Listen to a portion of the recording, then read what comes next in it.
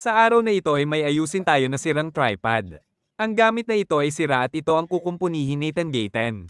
Gawin na natin ito. Napakagaling magayos ng mamang ito mga sirang gamit mga guys at napakabilis pa nitong magkumpuni. Tanggalin muna natin ang mga parte na sira na at wala. Ito na, ang mga sira na piyesa ng tripod. Sa galing at bilis niyang magayos ay tiyak na kayo ang mapapahanga at mapabilive. Are you believing in him? That's right, very good. Halina na, at matuto. Kukumpunihin natin, kaya manood na.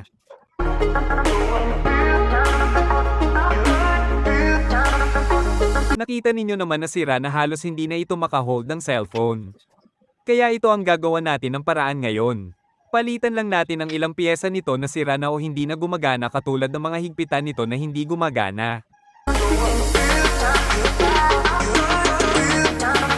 Kahit anong tornilyo guys na kasya sa butas ay ipasok nyo na agad at ibaon na sa butas. Joke lang guys, hihi.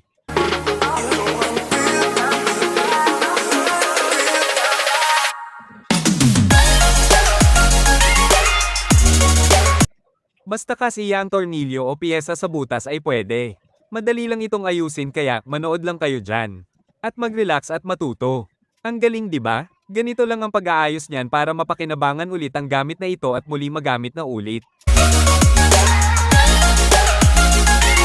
Napakahaba ng mga paa nitong tripod guys na para bang mga paa ng ostrich.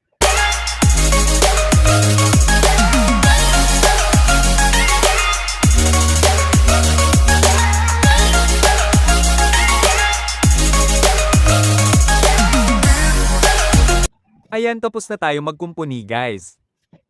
Ngayon, ay testing naman natin kung gaano ito kaayos at ito na nga guys ang acting finished product.